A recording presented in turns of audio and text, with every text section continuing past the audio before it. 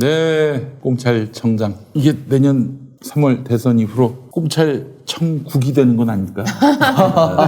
염려가 됩니다. 네, 지난 일주일 동안에 나왔던 여론조사 결과가 23대 빵 다 윤석열이 이기는 걸로 나왔다고 그러던데 두고 보시죠. 한 넉 달 남았습니다. 넉 달 동안 국민들이 이제 탈탈 턴 지지율과 털리기 전인 지지율 조금 더 변화가 없을지는 좀 지켜봐야 될 일이 아닐까 싶습니다. 오늘도 최고의 검찰 전문가분들을 모시고 이야기 나누도록 하겠습니다. 좌로부터 이제 좌파 방송이니까 제 기준으로 좌로부터 장용진 아주로 MP 편집국장님 어서 오십시오. 네, 안녕하십니까. 장용진입니다. 감사합니다. 자, 그리고 신유지 변호사님. 네, 안녕하세요. 감사합니다. 이현주 변호사님 나오셨습니다. 감사합니다. 그리고 조상호 변호사님. 예, 안녕하세요. 조성호입니다. 예, 아니 조 변호사님, 예. 사무실이 근처입니까? 예. 지나가다가 차를 몰고 가다가 네. 변호사 조상호 붙어 있어가지고 조상호라는 이름이 또 있을 수는 있겠다는 생각이 들었는데 법무법인 예, 같아요, 팔아요. 이름이. 예, 맞습니다. 주차장이 앞에 있고. 예, 맞습니다. 아유, 그래. 걸어서도 오실 수 있는 길이었어 보니까. 예, 차로 하면 한 10분. 네. 가까운 곳에서 모셔서 더욱 부담이 없습니다. 우리 변호사님. 되게 가까운데 이렇게 훌륭한 분이 계셨는데. 그래요. 뭐 사실 우리가 이제 검사도 남자니까 우리가 항상 뭐 반듯한 공직자만을 봐왔다는 건 아닌데 반듯한 공직자를 보고 싶습니다. 검찰에서. 어떤 그 검사님 얘기가 아주 요즘 화제가 되더만요. 장용진 국장님. 또 실명 얘기하면 안 되고. 뭐 그 검사님이 좀 유명한 분이시긴 한데. 네, 유명한 분입니다. 네. 그분이 이제 가족들도 보면 이제 소위 말하는 성골 집안이죠. 법조 성골 집안이죠. 로얄 패밀리. 예, 로얄 네, 패밀리죠. 로얄 패밀리. 그래서 이게 뭐 기업가 집안으로 얽혀 있고 그리고 이제 법조 가족이고 그래서 이렇게 돈과 권력을 다 가진 뭐 그런 집안인데 그 댁에 어떻게 이제 결혼을 하신 모양이더라고요. 아마 그 댁도 이제 자기 집도 좀 이렇게 강남에 꽤 잘 사는 집이었던 걸로 제가 알고 있어요. 여하튼 뭐 네. 그래서 뭐 결혼을 했는데 그분이 이제 사모님한테만 집중을 못 하셨던 것 같아요. 그래요. 예, 제가 표현을 조금 이렇게 너무 애들로 했네요. 불안한 일이에요. 제가 조심해야 되는 사람이라서 워낙에 조심해야 되는 사람이라서 제가 예, 그렇죠. 죄송합니다. 예. 검찰에 적이 많아. 검찰에 아는 너무 이게 저기 많이 돼 있어. 사단병력으로 있습니다. 예. 제가 이런 쪽으로 조금만 실수하면은요 바로 주가 집어가려고 예. 그래. 눈을 부릅뜨고 있기 때문에 그래서 이제 집중을 못 하셨던 것 같은데 그래서 이분이 이제 한강변에서 차 속에서 묘령의 여성과 젊은 분이신 걸로 알고 있습니다. 훨씬 젊은. 예, 많이 젊으신 걸로 제가 들었어요. 듣기만 그렇게 들었습니다. 어허, 예. 예. 차 속에서 풍기문란죄를 범하신 걸로 제가 알고 있습니다. 예. 아마 이제 주변에 사람이 있었다면은 공연음란죄 정도. 진짜 그 정도? 예, 뭐 그 정도의 제가 성립하지 않았을까 싶은 뭐 그런 범죄 진행 중에 딱 걸리신 거예요. 이런. 누구한테 걸린 거예요? 썬팅은 잘 돼 있었겠죠. 아마 근데 그거는 썬팅이 돼 있었겠지만 그거는 이제 근데 어떻게 걸리나요, 그런 거를? 누범이라는 거죠. 그거는 이제 그러니까 꼬리가 이게 길었다는 거지 이게 이제. 사실 저 달리는 차가 아니라 주차된 차인데 주차된 차량이죠. 무슨 들썩들썩하면 이게 사실 사람들이 의구심을 갖지. 이건 제가 한 말이 아닙니다. 네. 아이고, 우리 동네에서 사실은 이게 좀 나이 드신 분인데 여름에 더우니까 전기세도 아끼고 그래야 되니까 이제 뭐 에어컨도 못 틀고 그러잖아요. 그렇지. 그래가지고 잠깐 이제 우통 벗고 있었어요. 네. 그걸 어떤 여자분인지 여학생인지 공연 음란으로 집안에 있었던 진짜? 건데. 예. 더워가지고 우통 벗은 건데 그러니까 남성분이. 이제 한 70대 가까이 되셨는데 이제 반스만 입고 계신 거야. 할아버지가 네. 아이고 이런. 근데 그걸 가지고 또 공연 음란이라고 신고를 한 거예요. 그래서 경찰에서 갑자기 기소견으로 올라갔다고 도와달라 그래가지고. 기소. 네. 그 안타까운 게 벗고 있는 게 정혜인이나 정우성이나 이렇게 되면 공약이 안 되는 거잖아요. 그래요. 아니 너무 안타까워가지고 네. 지금 좀 확인을 하고 있는데 그래서 검찰에 넘어갔는데 검찰에서는 또 반성문을 쓰면 봐주겠다 그랬다는 거예요. 근데 내가 무슨 음란이냐 상상도 할 수 없는 일이다. 내 집인데. 네, 자기 집인데. 더군다나. 그렇지. 예. 그래서 참 그런 일도 있는데 그 사람들은 거기서 그렇게 대놓고 차를 흔들어대네요. 그럼 뭐 이제 제가 뭐 차가 흔들렸는지는 제가 잘 몰라요. 여하튼간에 뭐 공연음란죄에 상당한 그런 범죄를 저지르고 있는 중에 제가 볼 때는 이제 누범의 상습범이었던 것 같습니다. 누범의 상습범? 예. 그러니까 들켰겠죠. 그래요. 어디까지 이건 뭐 추정입니다만 누범의 상습범이 아마 초범이었으면 들킬 가능성이 좀 적었겠죠. 예. 그러니까 누범의 상습범이었기 때문에 아마 제가 알기로는 처갓집에 딱 걸린 걸로. 제가 알기로는 이제 처갓집이 꽤 로얄 있는 패밀리. 집안이었던 네, 걸로. 로얄 그러니까 패밀리. 아마 저 자식이 좀 행동이 수상하네? 라고 해서 아마 우리로 하자면 보통 우리가 이렇게 옛날에는 우리 운동권 표현으로 하자면은 망이 붙었다라고 하거든요. 이렇게 꼬리가 붙었다 그러기도 하고 뭐 그렇게 이를 했었- 밟혔네요. 예. 밟힌 거죠, 이렇게. 그래가지고 현장에서 현행범으로 체포가 됩니다. 예. 그러니까 처가 쪽으로 체포가 된다는 예, 얘기죠. 현행범으로 처가 쪽에 체포가 됐는데 이게 뭐 경찰이나 검찰이 아니라 예, 처가 그렇죠. 쪽에 체포가 됐다. 예. 근데 처가가 아마 이제 공권력을 가지고 있는 분들이 현직에 계셨기 때문에 그래요. 예. 제가 보기엔 그거나 너무 포위망이 좋아지는 발언은 좀 삼가주시기 바랍니다. 조심해 주세요. 좀 같이 옆에 한 장면에 보이는데 지금 제 얼굴도 지금. 아니 뭐 경찰관도 있고 그렇지, 예. 그렇지. 그럴 수 있네. 알겠습니다. 아니 뭐 마약 뭐 이런 거 가능한 점이 있고 네, 뭐, 네. 뭐 많잖아요. 뭐 근데 공권력이 제가 한두 명인가 뭐. 그분들 소문을 들었거든요. 네. 부부 예. 사이가 안 좋다. 더 이혼했다더라. 부터 그래서 설왕설래 했었어요. 저도 그래가지고 이혼했다고 들었어요 예. 처음에는. 예. 그래서 이혼했다는 얘기가 어디서 나오냐면은 장모님의 고교 여고 동문회에서 네. 그 진짜? 동창들이 그 사비 칭찬하고 뭐 이러니까 그 새끼 말도 하지 마. 그러니까 이제 그래서 이혼했다고. 그러니까 이제 그 댁에 이제 그 사위 쪽이니까 이제 그때 처가댁에 다른 사람들이 좀 꽤 유명한 사람이 있어가지고 기자들이 이제 그 사람 물었어요. 그쪽에 뭐 처가 쪽에 어떤 분이 요즘에 좀 이렇게 얘기가 있던데 그러니까 이분이 얼굴빛이 확 달라지면서 나 이제 그 사람하고 관련이 없으니까 나한테 얘기 묻지 말라고 그렇게 한 적이 있어요. 그래서 그래요. 야 이혼했나 봐 우리 막 그렇게 들었었어요. 근데 그건 아닌 모양이에요. 근데 뭐 어쨌거나 그렇게 해서 딱 걸렸다고. 근데 그 이후에 아무 소식이 없는 게 보통 그렇게 되면 그때마다 간통죄가 있던 대로 제가 기억을 하거든요. 그래요? 예. 오. 근데 그게 검사니까 제가 검사로 한 적 없는데요. 내가 했어, 내가. 그게 이해가 되는 게 부부관계가 비즈니스잖아요. 게다가 상대방의 그 꼬투리는 이렇게 잡고 있으면 약점이 되고 이용해 먹을 수 있잖아요. 그러니까 풀어주기보다는 붙잡고 있으면서 그거를 야씨 너 말 안 들으면 이게 훨씬 이득이 되니까 주판화를 확 굴려가지고 그리고 또 하나는 그 욕구의 측면에서 제가 이해가 가는 게 그 테스토스테론 남성 네, 호르몬이 네, 네. 권력자한테서 많이 나온대요. 왜냐면 이게 그래요? 행동과 자세에서 지배하는 호르몬 해가지고 예전에 그 독재자들 보면은 다 문란하잖아요. 그렇지. 네. 그러니까 이렇게 위축돼 있고 소심한 사람한테는 코르티졸 그 사람 이렇게 있으면 신체도 거기에 반응해서 알맞는 호르몬이 나오고 이렇게 거만하고 뭐 이런 사람은 남성 호르몬이 더 많이 분비된대요. 그 얘기 들어보니까 권력을 가진 사람은 자기 권력을 확인하고자 하는데 확인하는 방법이 이제 여성을 곁에두는 거 이런 거로서 이제 입증하려고 한다는 거예요. 그리고 저는 변태라고 생각하는데 변태적 그 일대 병태 성향이에요. 그게 일종의. 예. 강혜훈 부장검사라고 김학의 2차에 무혐의했던 그 어. 사람이 그 여직원 성희롱 수행으로 이제 면직이 되는데 네. 그 판결문을 보면요. 네. 부장님 이러시면 안 돼요. 이렇게 얘기하면 뭐라고 했을까요? 그 상대가 네. 여검사였습니까?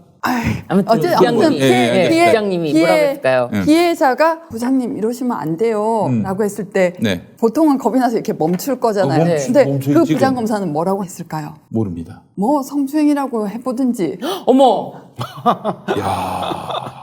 질린다 네. 진짜. 아니 그리고 김형렬이라는 부장검사도 이렇게 만지고 이러면서 이거 성추행 아니지? 어머. 이게 변태잖아요. 미쳤구나 진짜.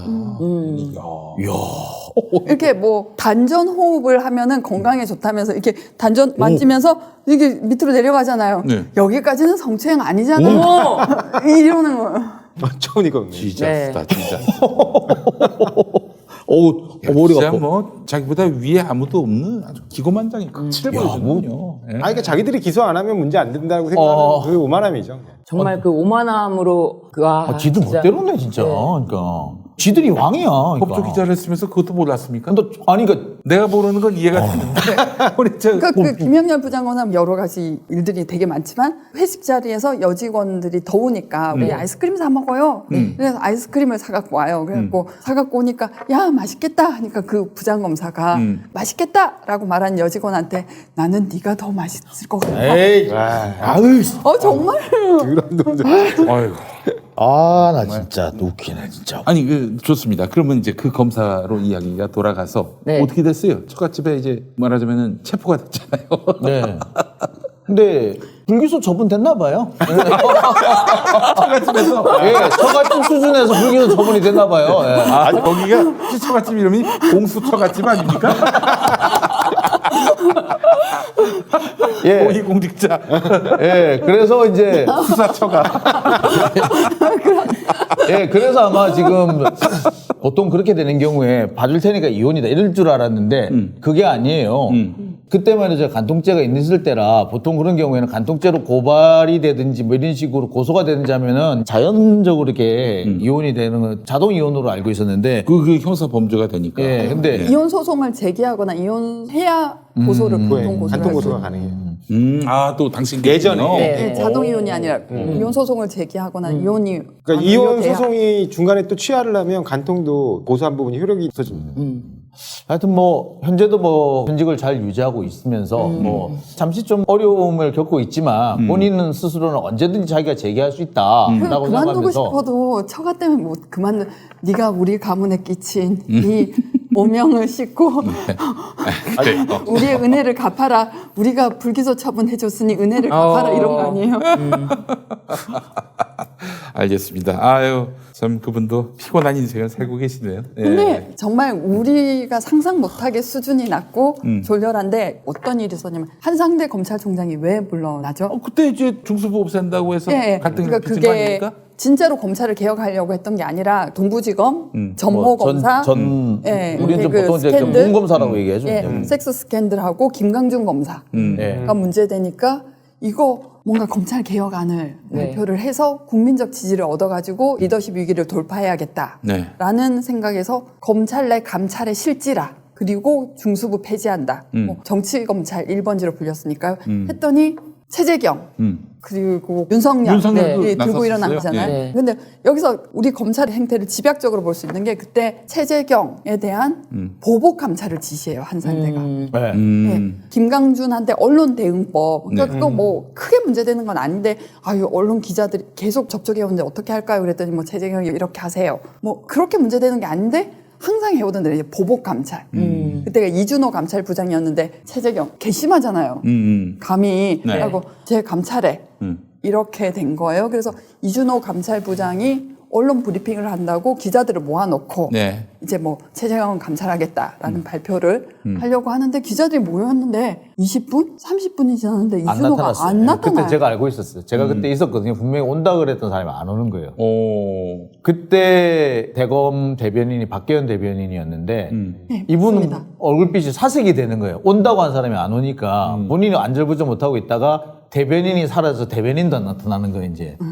우린 뭐야? 이러고 있다가 이분이 결국 안 나타나셨어요. 그러고 나중에 이제 본인이 사표를 내고 나가버렸어요. 아. 네, 그때 안 나타난 게 아니고 못 나타난 게 가려고 하니까 우르르 검찰 간부들이 몰려와가지고 머리 쥐어뜯고 막 네가 뭐 이러고도 무사한지 보자 이래갖고 못. 아, 근데 있었군요. 그 당시 이제 이준호 감찰 머리 쥐어뜯고 어깨 잡고 막 몸싸움을 한 거예요, 진짜 거기서. 이준호 감찰부장이 사실 이분도 판사 출신이세요. 예, 그쵸. 외부 인사시고 사람이 되게 조용조용해요. 그리고 말도 두 마디를 잘 안 하는 분이고 물론 개인적으로 있으면은 좀 말이 많다고 친구들끼리는 그렇게 말이 많다고 얘기가 들었는데 조금만 낯선 사람이 있어도 그렇게 말이 없는 사람이거든요. 근데 이분이 그렇게 뭐 이렇게 밀고 땡기고 했으니까 이분은 자기가 태어나서 그런 일 처음 당해본 거예요. 네, 그렇게 예. 사춘기 이후에 처음 당해본 거예요. 판사 그러니까. 출신들이 어떻게 보면 약간 소극적이고 성격 자체가 약간 변하는 것 같아요. 왜냐면 아무래도 외부 접촉도 없는 게 정상이라고 하고 하니까 사람 만나는 일도 드물고 그렇게 좀 고립돼서 생활을 하다 보니까 지금처럼 뭐 검사들 같이 이렇게 거칠게 막 피의자를 조사하고 쪼듯이 이렇게 하면서 오랫동안 생활해왔던 사람들의 어떤 그런 거칠 언행 같은 거에 굉장히 그럼요. 당황할 수 있죠. 예. 그러면 그때 윤석열은 무슨 일을 했냐면 행동대장. 그렇지. 언론을 정리하는 맞아요. 언론 대응했어요. 서울중앙지검 특수 1부장 시절이었거든요. 그러니까 중앙지검 특수 1부장이 언론 대응을 맡았었고요. 그러니까 박계현 대변인이 완전히 이제 무력화돼 버렸죠. 무력화되면서 박계현 대변인은 그때 이후로 이제 완전히 사실 여성 검사로 대검 대변인이 된 사례가 처음이었기 때문에 상당히 이제 향후 상당히 좀 미래가 좀 밝은 분이었어요. 그래서 조희진 검사장 바로 다음 차례 뭐 이렇게 미래가 좀 밝은 분이었는데 그 이후로 완전히 그냥 재기불능이 돼버리셨죠. 오히려. 그러니까 윤석열 특수부장이 언론에 푼 게 뭐냐면은 한상대하고 최태원하고 매우 친한 사이라는 풍문이 있잖아요. 네네. 뭐 워커힐에서 한 달에 한 번씩 테니스를 테니스 친다. 치고, 뭐 이래갖고 그때 비자금 사건으로 뭐 분식회계 그런 걸로 이제 최태원 회장이 재판을 받고 있었는데 압수수색을 갔더니 미리 통보를 받은 것처럼 사무실이 딱 치워져 있더라. 이거 한이 흘린 것 같다. 이걸 대윤이 언론에 흘리는 거예요. 그 다음에는 윤석열이. 내가 네. 7년을 구형하려고 그러니까 공판기일에 구형을 7년으로 해서 들어갔더니 4년 하라고 압박을 받아서 나는 분노를 삼켰다. 막 울분에 떨었다. 근데 그게 나중에 다른 사람 얘기를 통해서 나온 거는 최교일한테 이렇게 저 7년 하겠습니다. 법정 하한형이 5년입니다. 그래서 7년 하겠습니다. 라고 해서 이러고 최교일은 좀 유한 편이라고 하더라고요. 근데 그래요? 한상대한테 그걸 들고 들어갔다가 막 깨진 거예요. 세상에 욕을 다 들어먹었대요. 이런 욕이 있나 싶은 욕도 다 들어먹었대요. 그래서 이렇게 사람이 와가지고 윤석열을 불러서 총장님이 7년은 절대 안 되고 4년 하라고 하신다. 법정형 하한형이 5년인데 네. 4년 하라고 하신다. 최교일이 유하다고 말씀드렸잖아요. 한 번 더 들어가 볼까 내가 내가 그렇게 고집하면 내가 한 번 더 들어가 볼까 그랬더니 윤석열 됐습니다 이랬대요. 됐습니다 이런 걸 나중에는 마치 자신이 대형 비리를 척결하고자 하였으나 한상대가 엄청 압박을 하고 자기는 분노를 삼켰고 뭐 통안에 눈물을 흘렸대 이런 식으로 진짜 그런 줄 알았어요, 저는. 진짜 그런 줄 알았어요. 근데 나중에 알고 보니까 윤석열이라는 사람은 자기가 필요할 때 위에 사람을 들이받아가지고 그걸로 성장을 그렇지. 해온 사람이더라고요. 지금까지 보면 되게 항상 그랬어요. 그랬어요. 항상 보는 적절한 타이밍에 자신의 바로 그러니까 들이받을 때는 그 윗사람이 자기한테 은혜를 베풀었던 사람이든 뭐든 자기 학교 선배도 뭐 바로 쌩까버리는 사람. 문 대통령한테 한다는 거 봐봐요. 자기를 검찰총장으로 세워줬는데 배신 때리는 거 봐봐. 그래서 최재경이 선두에 서고 부장들이 우르르 들어가서 한상대한테 용퇴하십시오. 그러니까 특수부 검사의 꽃 최고의 칼잡이만 모인다는 이 대검 중수부를 없애자고 하니까 특수통 그다음에 공안통 이 주축이 돼가지고 부장들이 시간차 공격을 하는 거예요. 오전 2팀, 뭐 오후 3팀 이렇게 우르르 와가지고 용퇴하셔야 됩니다. 그렇게 한상대를 한상대가- 모욕감을 줬네 후보들. 뭐 이런 후배들이. 상태에서는 더 이상 총장을 할 수가 없으니까 예. 그리고 청와대도 사실은 뭐 청와대 뜻이 한상대한테 힘을 실어줬으면 그렇게까지는 않는 청와대의 건재진이 최재경 편이어가지고 그래서 이제 한상대가 퇴직 인사를 합니다 브로스에 네. 그간 뭐 공직 생활에 뭐 대가 없이 하게 해줘서 고맙고 뭐 이런 거 남기잖아요 네. 그냥 네. 속이 좁아가지고 쫓겨났으니까 네. 이 검사들에겐 감사합니다 네. 라고 딱 둘 대변인 박계현, 김유철 그 윤석열 오른팔 왼발 김유철 있잖아. 예. 그리고 구내 식당에서 열심히 맛있는 밥을 만들어준 CJ에게 CJ 식당 좀 외식업체에다가 수고해 주신 우리 노동자가 아니라 아니 그 검사들 많잖아요. 근데 삐져가지고 예. 딱 2명 바로 옆에서 모셨던 박계현 끝까지 자기 편이 돼줬던 박계현 그리고 싹싹하고 잘하는 김유철 그리고 운전기사 예. 하고 검찰 직원은 한 4명 검사하고 검찰 직원 포함해서 이제 4명만 거론하고 맛있는 밥을 만들어 주신 시내군의 식당 종사자들에게 감사드립니다. 아니 이렇게 속이 좁아요. 그냥 나가는 마당에 모든 검찰 구성원들한테 그냥 감사하다 이러면 될 거잖아요. 절대 그 말이 안 나오니까. 속이 밴댕이만 해가지고 CJ 구내식당까지 챙겨도 검사들은 몰라. 그러니까 근데 대놓고 디스하는 거죠. 그러니까 야, 내 니들 실제로도 때문에 그 그랬어. 후에 6개월간 두문불출했대요.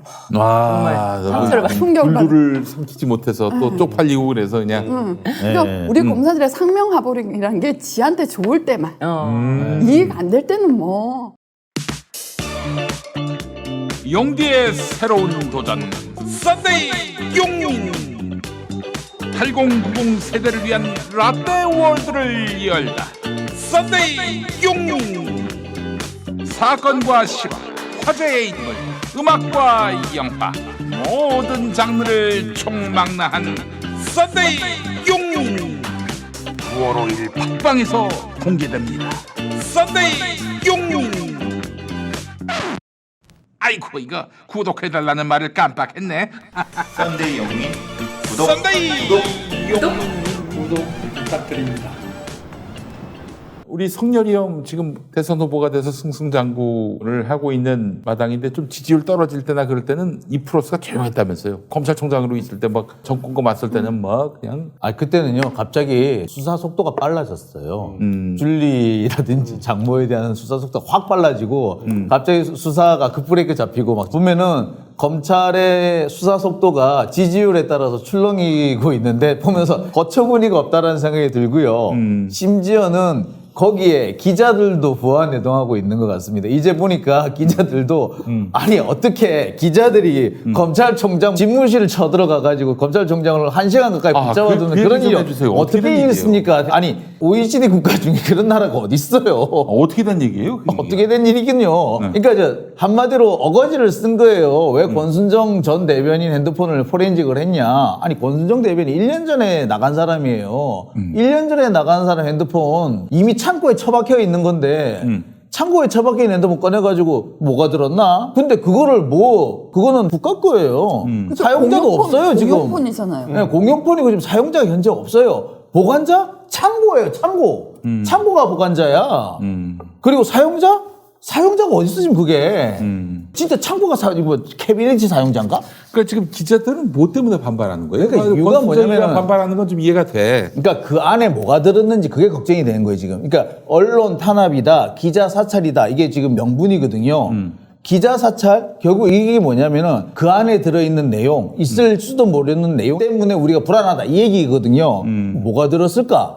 자 걱정되는 내용이 첫 번째 1. 취재 관련 내용. 근데 기자가 대변인한테 묻는 거는 공식적으로 묻는 거예요. 이미 취재가 끝나가지고 확인 차원에서 묻는 거예요. 네. 그런데 그거 가지고 그것도 1년 전에 물은 거 가지고 다시 꺼 뒤집어냈다? 그게 왜? 아무 문제가 안 돼요. 그런데도 문제가 된다는 건 뭐냐? 민원이에요.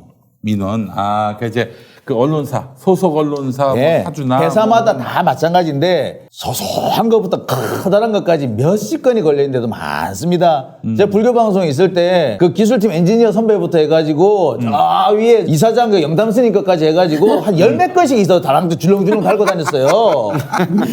내가 그렇게 10건씩 달고 다니는데 다른 큰 회사는 오죽하겠습니까? 너무 솔직하신 거 아니에요? 스님 이름도 막 성함도 예, 말씀. 왜? 나는 정말 하기 싫었거든. 싫은데 웃기는 게 윗물이 맑아야 아랫물이 맑다고 이사장이 그렇게 전화해가지고 뭐 어쩌라 하니까 그냥 개나 소나 다 전화를 해 그냥 이제 막 나중에는 뭐 저 회사 운전하는 선배들까지 전화해가지고 야 용진아 내가 이번에 딱지를 끊겼는데 어떡하면 좋냐 어떡하기는 내셔야지. 아니 심지어 그것까지. 그러니까요. 사실 저 기자들이 음란 카톡방 개설해가지고 막 주고받고 아, 막 이랬을 그- 때 그래서 뭐- 검찰이 다 봐줬잖아요. 왜냐면 봐주면 또 나중에 돌아올 은혜가 그쵸. 있으니까 그런 것도 막 썼을 거잖아요. 혹시 그런 거 걸릴까봐. 그러니까 이제 혹시 그런 권 것도 있을 대변인님 거고. 사실은 제가 뭐 그 왜 장충기와 그렇지. 그 따뜻한 대화처럼 강민구 부장판사의 그리고 뭐 임채진이 우리 사위가 인도에 갈 수 있게 해주게 뭐 이런 비슷한 게 막 맞다. 그러고 나 할 얘기 있다. 새끼들 아저씨 완전히. 네, 얼마나 다정하게 저기- 막 서로 좀 어저께 전화 왔었어요. 무슨 전화요? 임채진 총장님한테 전화 왔었어. 임채진 쪽에서 화가 이만큼 나가지고 전화하셨어요. 어떤 거요? 어떤?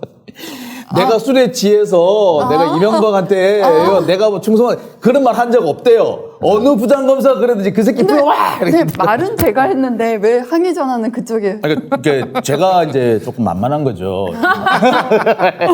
왜냐면요. 그 이유가 있어요. 저기 임채진 총장의 장인어른이 제 고등학교 선생님이세요. 제가 아무 소리를 못 합니다. 그 교장 선생님이 어떤 분이셨느냐면요. 부산에서는 꽤 유명한 분이셨는데요. 저는 가서 교장 선생님이 저는 교장 선생님이 체육 선생님인 줄 알았어요. 아니 처음 학교를 갔는데 신설학교였거든요. 근데 교장 선생님이 학생들 공부 안 하고 떠든다고 쫓아 뛰어나와가지고 뺨을 이렇게 때리시는 거예요. 왜? 아이고. 너가 아버지 뭐 하시노 이거 있잖아요. 그렇지, 그 그렇지. 친구 와 저분 누구 뭐 안 보이고 이랬더니 교장 선생님이 다 이러더라고요. 그래서 와 무서워라 이랬는데 그분이 근데 알고 봤더니 부산에서 상당히 유명하신 시인이셨더라고요. 그리고 두 번째 때 깜짝 놀랐던 거는 그분이 부산일보 주필도 하셨고요. 더 놀랐던 거는 4.19 교원노조 주도자로 4.19 때는 전교조 같은 그 예, 4.19 교원노조라고 그럽니다. 그래서 전교조의 전신이죠. 예. 4.19 교원노조 주도자로 해가지고 실형을 선고받고 그래가지고 옥고까지 치르셨던 분이세요. 정말 대단하신 분이셨어요. 그런데 이제 그분이 연세가 드셔가지고 하니까 이제 성과를 내시고 싶었던 것 같아요. 그래서 학생들 이렇게 막 이렇게 쥐어짰던 분이셨는데 삶의 선생님이시라고 우리는 이렇게 나중에 알고 보니까 조금 시간이 지나니까 그분만큼 참 학생들을 위해서 많은 일을 하셨던 분이 없으시더라고요. 근데 여하튼 그분이 이제 저희 재학 중에 돌아가셨거든요. 그래서 저 학생들한테는 되게 좀 많이 남아있는 그런 분이세요. 근데 우연찮게 이제 어쩌어쩌 이렇게 되다 보니까 그분이 이제 저랑 이렇게 임채진 총장이 저한테는 이렇게 조금 편하게 막 승질내고 막 그러시거든요. 그래서 이제 약간 이렇게 해가지고 나랑 그렇게 한 적 없다 이렇게 전화가 오셨습니다. 예. 그래서 그렇게 전화를 하셨다는 거는 뭘 말하냐면은 가서 얘기를 좀 해달라는 우회적인 표현이 아닌가. 아유, 참 하여튼 뭐 근데 그 임채진 총장이 총장 인사청문회 할 때 노회찬 의원이 물었어요. 그 베네스트 골프장, 삼성이 한다는 베네스트 골프장에서 장충기 이후이랑 골프 치는 사이라던데, 그리고 그게 식당에 작은 별실이 여러 개인데 그 안에서 막 중요한 얘기 뭐 돈 뭐 이게 한다는데 자기 안 친하다고, 골프 안 친다고, 장충기 모른다고. 근데 국정농단 때 장충기 씨랑 참 애틋하고 따뜻한 문자를 막 주고 받으셨잖아요. 그런 거짓말을 한 전력으로 봐서 아마 그 사이에 그러니까 뭐 친해지셨나 보네요. 그 사이에. 노코멘트를 하시는 게 좋을 것 같아, 제가 봤을 때는. 그 사이에 친해지셨나 보죠. 아유, 알겠습니다. 이게 사실 뭐 지금 얘기가 잠깐 딴 데로 흘렀는데 네. 왜 그 재력 있는 종교 단체나 뭐 기업이나 심지어 교회까지 언론사를 만들려고 하는 그 이유를 알 거예요. 그러니까 이게 자기들이 이렇게 민원이 있으면 각 회사 법조팀장이 경우에 따라서는 법조팀장이 아니라 민원팀장이 되는 경우가 꽤 있어요. 그렇지. 지금도 민원 전화를 받은 걸 얘기하시는 거잖아요. 민원. 그러니까 민원이죠. 방송 솔직히 이후에. 아니죠. 그러니까 지금 방송 중에 임채진 전 총장으로부터 이런 민원을 받았다. 그래가지고 지금 해결해 주신 거 아니야, 한 건. 난 얘기해줬다. 아니 그래서 제가 반론권을 그러니까, 행사한 거 반론 아니에요. 좀 하고 있고. 원래 거짓말하는 사람들 아니 그러니까 이게 네. 그분이 보셨다는 게 그러니까 아니라 여기까지. 제가 하고 싶은 얘기는 이런 멘트가 뭐냐면 좋아요. 여기까지입니다. 검사들이 모니터를 하나 보더라고. 이걸 검찰청장을 모니터를 해서 일일이 다 고해 바치나 보더라고 이거를. 그러면 제일 앞에 너무 민감한 얘기를 하시는 거 아니에요? 지금 그러게요. 사람 얘기 안 했어요, 저. 누군지는 모르는데. 나 직업도 얘기 안 했어요, 저거. 직업군도. 어떤 사람이? 제가 어떤 법정에 들어갔는데 검사가 형사사건에서 공소사실에 대한 입증 책임은 검사에게 있는데 다만 증거 능력이 빽빽하잖아요. 이런 증거는 뭐가 그러네. 맞죠. 근데 탄핵 증거, 변호인이 내는 증거는 상관없는 거잖아요. 네. 입증 책임도 없고. 근데 신문 기사라는 게, 언론 기사라는 게 검사들이 뿌린 거잖아요. 네. 검사들이 자기들이 뿌린 뿌리고 근데 이걸 증거로 내면 그래서 증거로 만든 뭐 거지. 전문 증거다. 우리가 이거는 뭐 증거 능력이 없다. 이런 얘기를 하니까 판사도 아유 요즘 왜 검사들이 기사를 이렇게 붙여내느냐. 자작 증거라고 하죠. 자작 증거. 자체 제조 증거라고. 근데 이제 어느 공동 피고인의 어떤 변호인 측에서 의견서를 쓰면서 기사를 한 게 있어요. 네. 아니 피고인도 쓰는데 저희는 왜 못 쓰게 하시는 와우. 겁니까? 그래서 이게 너무 웃긴 말이잖아요. 네. 형사소송 뭐 조금이라도 아는 사람은 너무 웃기는 말. 형사소송법 300조 2열 다 검사가 내는 증거에 네. 대해서 증거 능력을 뭐 미수증 뭐 이런 것도 있는 거지. 변호인이 무슨 제한이 있어요. 그래서 제가 팍 웃어버린 거예요. 아니, 법정에서. 그러니까 저는 요즘에 판사들도 이상한 사람들이 있어요. 왜냐면 판사들 중에도 이게 원래는 아까 지금 말씀하신 것처럼 변호인이 내는 증거는 방법의 제한도 없고 이게 탄핵 증거에 불과하기 때문에 유죄 입증에 대한 증거가 아니어서 어떤 형태로든 내도 되고 그다음에 당연히 공판 기일 이후에 제출해도 상관없습니다. 그런데 공판 기일 이후에 증거조사도 못하는데 내시면 어떡하냐 그래서 아니 탄핵 증거를 왜 증거조사를 꼭 해야 되냐고 정말 어처구니 이게 민사소송하고 헷갈리는 거예요. 사람들이. 그러니까 그 저처럼 팍 웃어주셔야죠. 근데 저 웃고 나서 어처구니 없는 일들이 웃고 있어요. 나서 후회되더라고요. 아 저기 이게 짝대기 10개 되면 부려가는 거고 짝대기 한 5개 채웠구나 막.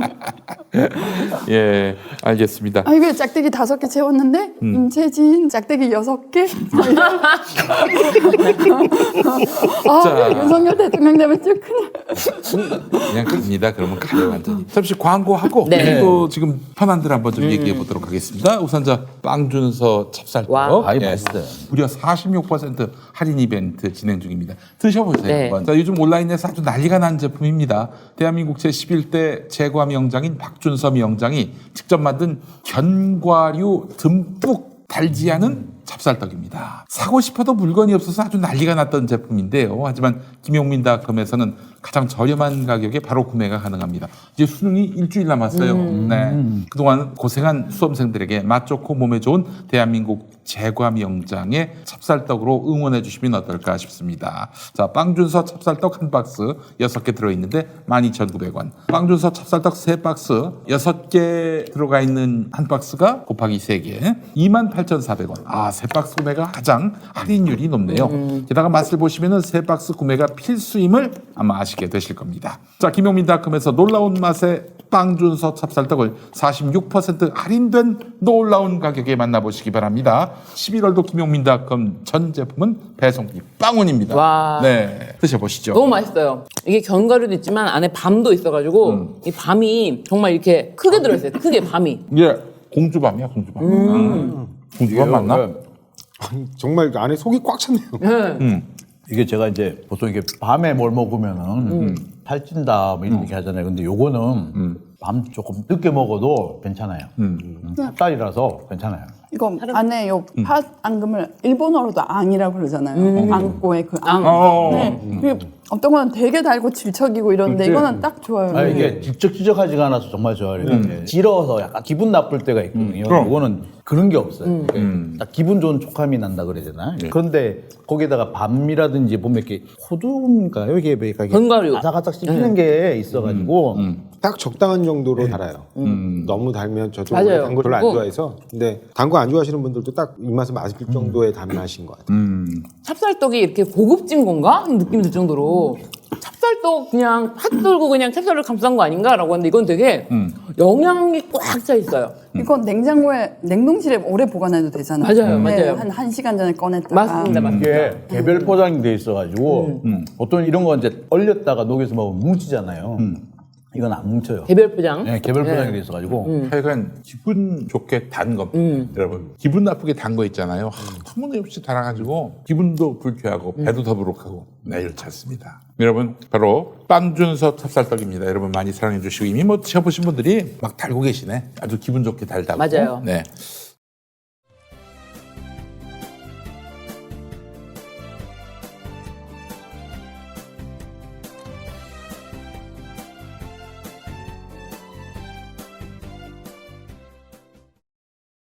오늘 보도를 보니까 뭐 네. 공수처에서 대검 대화록이 뭐 입수됐다. 카톡? 이거 뭐 어떤 거예요, 그게? 조상호 변호사님. 아, 네. 저기 이프로스를 열어본 것 같아요. 이프로스 메신저가 있잖아요. 예, 메신저, 네. 메신저를 열어본 거. 네, 이프로스 메신저가 있거든요. 그 메신저 안에서 이제 검사들이 뭐 지시사항 같은 것들을 전달하기도 하고 그냥 친한 검사들하고 뭐 농담도 하고 하는 건데 검찰 이렇게 전산망이 있는데 전산망을 전산망에 열었어요. 보면은 이제 그 흔적들이 다 남으니까 메신저가 있어요. 이게 우리 같으면 이제 카카오톡 같은 같은 거예요. 예. 검찰 내 자체 망 버전이 있다고 보시면은 돼요. 그래서 자기들끼리 이제 대화를 나누는데 이제 그거를 그래서 이른바 이번에 고발 사주 사건에 손준성 수사정부 정책관실에서 검사들이 이프로스를 통해서 나눴던 대화 내용들을 이번에 압수를 한 것 같습니다. 네. 그러니까 거기에서 이제 일단이 나올 수 있는 거죠. 며칠 전에 이제 공수처에서 대검을 압수수색을 했었는데 그때 도대체 뭘 압수를 했을까 갑자기 특히 손준성에 대한 두 번째 소환을 앞두고 갑자기 압수수색을 했다니까 이 수사 막바지에 갑자기 뭘 압수수색을 했나? 뭘 또 하려고 그러나? 이렇게 의아해했었는데 그래서 나오는 얘기가 갑자기 뭐 일부에서는 그래서 지금 이번 얼마 전에 터진 게 이 기자들의 총장실 난입 사건이 그래서 터진 거예요. 기자들은 공수처에서 쳐들어와 가지고 감찰부에서 갖고 있는 대검 대변인의 공용폰 포렌식 자료를 갖고 갔다. 그걸 압수수색하려고 들어온 거다라고 했는데 사실은 그거는 그냥 사이드였고 정말 메인 이펙트는 대검 전산망, 검찰 전산망을 털려고 들어갔던 거였던 거예요. 그런데 거기서 주요한 자료를 다 꺼내왔고 실제로 권순정 대변인의 공용폰에서는 아무것도 나온 게 없어요. 그러니까 헛다리를 짚은 거죠. 그래서 헛다리를 짚었는데도 혹시 거기서 내게 나왔을까봐 기자들이 난리친 거고. 난리를 친 거예요. 근데 한편으로 보면은 기자들이 이렇게 난리친 것이 민원 때문에 난리쳤다고 보기에는 또 조금 그래요. 왜냐? 야 아무것도 나온 거 없어 라고 했으면 보통 그냥 사그러들어요. 그랬는데 나온 게 없다라고 했는데도 또 오히려 더 열이 받아가지고 총장실에 쳐들어갔다는 거는 그거 말고 이거를 정치적으로 비화시키고 싶다라는 의도가 강력히 포함된 거라고 볼 수밖에 없거든요. 김호수를 모욕을 주고자 아니 그것도 경고를 있고요. 하고자. 또는 이렇게 기자들이 난리를 칠 정도로 공수처의 수사가 무리하다. 그러니까 공수처 수사에 대해서 뭔가 금집을 내고 싶었다. 근데 또 이번 주에 뭐가 나왔냐면은 정경심 교수 PB였던 김경록 씨가 수사 과정에서 자기 그 해유 협박에 대해서 그분 사건은 종결됐거든요. 확정됐잖아요, 지규. 네. 예. 그거를 진정을 했으니까 살펴볼 수밖에 없잖아요. 그렇죠. 예. 근데 그걸 가지고 조국 일가 사건을 다시 들여다봐서 지금 조국의 원한을 풀어주려고 정치검사 임은정을 통해서 움직이고 있다. 이게 또 그리는 그림이잖아요. 그러니까 이게 그래서 그 조범동 씨 사건에서도 또 진정이 들어와서 그거 보고 있는데 그 사건도 종결된 사건이거든요. 근데 서울중앙지검의 기록을 법무부가 달라고 한 걸 또 글로 엮어가요. 그러니까 지류의 그쪽하고 관련은 있지만 조국 사건을 들여다보는 건 아닌데 그리고 진정이 들어와서 허리할 수밖에 없는 건데 그 그림하고 이 그림하고 이렇게 합치되는 거죠. 근데 아까 전에 우리 장 국장님께서는 윤석열 지지도에 따라서 검찰의 수사 속도가 달라진다라고 말씀하셨는데 저는 한편으로는 지속적으로 윤석열을 위해서 검찰은 계속해서 일을 하고 있다. 지금 이 순간에도 일을 하고 있다. 법조 기자들도 마찬가지로 이렇게 공수처를 압박하고 이런 게 어떻게 보면은 다 한 통속인데 한 배를 탔는데 여기서 공수처가 잘못하고 있다고 심지어 이런 말도 하더라고요. 공수처는 오히려 윤석열을 도와주고 있다. 이제 방송하시는 다른 이제 예를 들면 국힘당 지지하시는 분들은 공수처가 윤석열을 조준할수록 윤석열은 지지율이 올라간다. 이런 이야기까지 하면서 공수처 제대로 하는 게 없다라는 이미지를 보여주려고 지금 법조 기자들도 움직이고 있고 그리고 제가 보기에는 김건희 씨 관련해서 도이치모터스 주가 조작 사건도 정말 납득할 수가 없는 것이 이게 뭐가 어려운지가 도대체 저는 납득이 안 되거든요. 이거를 이제 수사 속도가 지지율이 내려가면은 기소할까? 아니에요. 처음부터 이거를 꽉꽉 묶어두려고 아예 대통령이 될 때까지. 네, 저는 그렇게 생각이 들어요. 이게 TBS 홍사원 기자님이 처음에 보도를 했고 그다음에 넘겨받으면서 그게 마지막 기사가 나온 적이 또 언젠가요? 그게 옛날 아닙니까? 되게 오래됐어요. 몇 달 전에. 그럼에도 불구하고 오히려 그 주범으로 알려진 이 씨가 선수 이 씨가 도주를 했는데 검찰은 선수 이 씨가 제발 잠적을 하기를 기다린 게 아닐까. 이정필 씨. 예. 그렇죠. 이정필 씨가. 그 정도로 저는 사건 자체가 어려운 게 아니고 그 주가가 올랐을 때 시점에 그 내역을 확보를 못했다는 것도 이해가 안 되고 그래서 검찰은 지금 이 순간에도 윤석열을 도와주고 있다. 이렇게 보여요. 사실은 근데 네. 그 이정필 씨 같은 경우는 경찰이 좀 이게 행안부 장관이든 누가 얘기를 해가지고 검거하라고 촉구해야 돼요. 왜냐면 이게 그렇죠. 경찰이 이거 잡으려고 맘먹으면 잡을 수 우리나라는 있죠. 워낙 CCTV도 많고 네. 디지털 풋프린트가 많이 남기 때문에 일주일도 안 걸려요. 잠적했다라는 말로 끝이에요. 네, 2, 3일이면 끝. 잡습니다. 네. 근데 이걸 지금도 못 잡고 있다는 건 안 잡는 거예요. 안 잡는 그러니까 거예요. 제발 잠적하기를. 대한민국에서 네. 제가 그런 말에서 세 가지가 없으면 잡을 수가 없어요. 뭐가 없으면 잡을 수 없느냐? 신용카드, 핸드폰, 그다음 CCTV 이 세 가지가 없으면 잡을 수 없을 수도 있어요. 그런데 이 세 가지가 없으면 대한민국에서 살 수가 없어요. 일단은. 자 그런데 대한민국에 CCTV 없는 곳이 없어요. CCTV가 없으면 하다못해 블랙박스가 있어요. 그다음에 대한민국에 휴대전화 안 터지는 곳이 없을 정도고 휴대전화 없이 살 수가 없어요. 그리고 대한민국에 지금 현금만 들고 쓰려면 돈을 아마 쥐고 다녀야 될걸요 아마? 그렇지. 잔돈이 없다고 해서 환전이 잘 안 되는 경우도 많기 때문에 환전이 안 돼요 지금. 아까 말씀하신 대로 휴대전화가 있으면 사실은 뭐 카드가 필요 없을 수는 있는데 이제 뭐 요즘에는 이제 디지털 카드들도 있으니까. 근데 정말 휴대전화가 없으면 도망도 못 다녀요. 아니 그러면은 우리 저 박범계 형님이 아니 이정필을 못 잡는 거냐 안 잡는 거냐 뭐 좀 그거 다 고쳐야죠 사실은. 그게 구체적인 수사주의죠. 일종의. 아니 그리고 이정필이 마지막으로 홍사원 기자랑 했던 인터뷰 내용이 말을 맞췄더라고요. 처음에 경찰 내사 보고서에는 분명히 자기가 선수였고 내가 김건희를 만났고 뭐 다 나와 있는데 나중에는 이제 윤석열 후보도 김건희 씨가 거래 내놓겠다라고 했는데 그거를 딱 맞춰서 자기는 거기까지 자기는 딱 오르기 전에 다 털고 나갔다는 거예요. 아니 그 사람 말 한마디로 믿을 수가 있냐는 거예요. 버젓이 검찰 내사 조사 보고서에는 그 사람이 다 주범으로 해가지고 조작된 게 나와 있는데 나중에 결과적으로는 검찰도 손을 안 대고 제발 잠적하라는 메시지를 준 게 아닐까 싶을 정도로 그리고 잡을 의지가 없고 저는 이 지지율을 어떻게든 견인해주고자 노력하는 그러니까 것 같아요. 이게 이런 겁니다. 이렇게 부분을 보면은 속도가 빨라졌다 늦어졌다 하지만은 크게 보면은 어쨌거나 시간을 끌어서 그렇죠. 대선 이후로 미루겠다는 거예요. 이렇게 지지율이 떨어지면 하는 척하고 지지율이 높아지면은 대놓고 안 하고 이런 거예요. 그래서 어쨌거나 이래서 이거를 대선 이후로 그래서 새 정부가 들어와가지고 정권이 안 바뀌면 그래 이재명 후보가 되면은 어쩔 수 없이 하는 거고. 하여튼 제가 말씀드리지만 고발 사주 같은 경우만 해도 그 고발 사주 사건이 사실 헌정 파괴 범죄인데 왜냐하면 검사가 자기가 수사하기 위한 명분을 만들어내기 위해서 이미 다 수사의 틀을 다 잡고 방향도 잡아놓고 원래 사실이 드러나면 드러나는 사실대로 법 적용을 하는 게 법조인이지 아니 이미 틀은 다 잡아서 이제 범죄로 만들어놓고 거의 끼워 맞추는 방식으로 수사하는 건 그거 자체가 잘못된 거거든요. 그렇죠. 근데 이거를 사전에 기획해가지고 고발까지 사주하는 이런 형태로 만들어갔을 때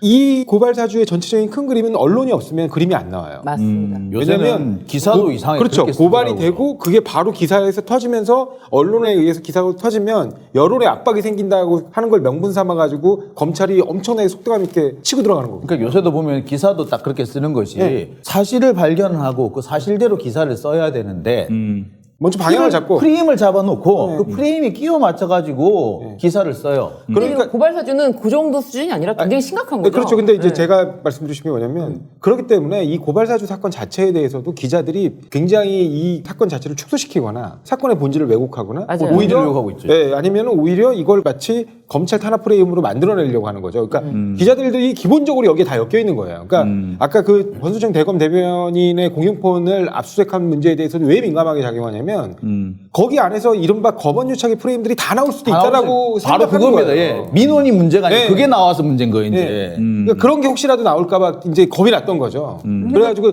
채널에 이동재 기자 같은 사람들이 다 있는 거예요. 거기. 한둘이가 아닐 수도 네. 있다는 거죠. 그러니까 이동재는 뭐 1심에서는 무죄를 받았지만 어쨌든 기소까지 됐잖아요. 그러니까 그런 부분에 대한 위기감을 느꼈던 것 같습니다. 이제 사실 지금 드러난 게 이동재지만 사실은 우리가 드러난 게 한 건 더 있죠. 네. KBS 건을 되돌아 가보자. 김경록 PB 얘기를 했는데 김경록 PB 같은 경우에 당시에 인터뷰를 하게 되는 과정에서 무슨 얘기를 들었느냐 KBS 기자로부터 너 한동훈이가 보고 있더라. 너 한동훈이가 네 죄를 상당히 심각하게 보고 있더라. 그런데 네가 여기 인터뷰에 잘 응해주고 조사에 잘 응하면은 그 선처해 줄 수 있다 그러더라.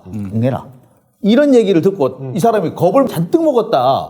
이분이 이제 와가지고는 그 당시 있었던 일에 대해서 이제 털어놓는단 말이에요. 이 상황 보세요. 이게 이철 대표한테 한 얘기가 뭐가 다르냐고요. 그러니까 그 김경록 PB가 KBS에서 인터뷰를 하고 방영 일정도 뭐 공표된 것도 아니고 내부 사람만 딱 알고 있는데 검찰의 조사를 받으러 갔더니 맞아요. 모니터의 맞아요. 쪽지창에서 KBS 인터뷰했다는데 그러니까요.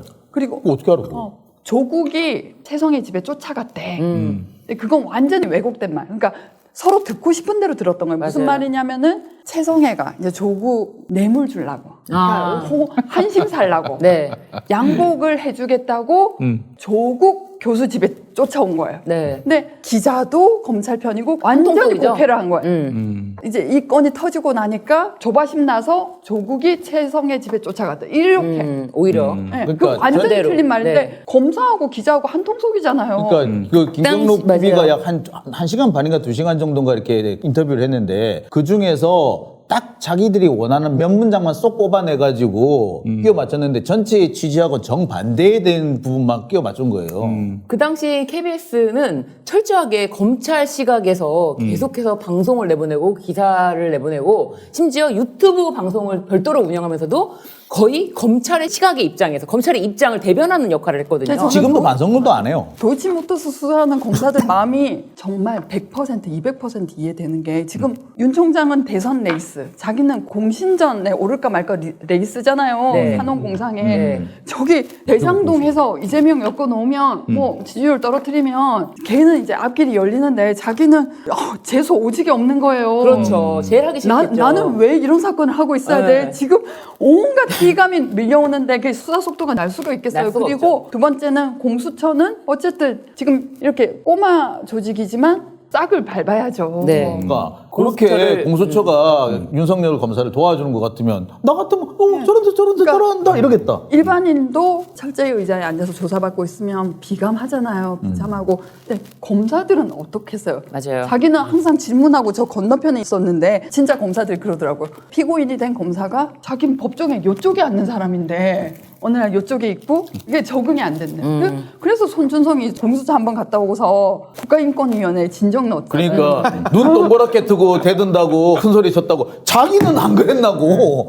아니 한동훈 검사는 지금도 나와가지고 이렇게 맨날 이렇게 한마디 하는데 한마디 해가지고 시비 다 걸면서.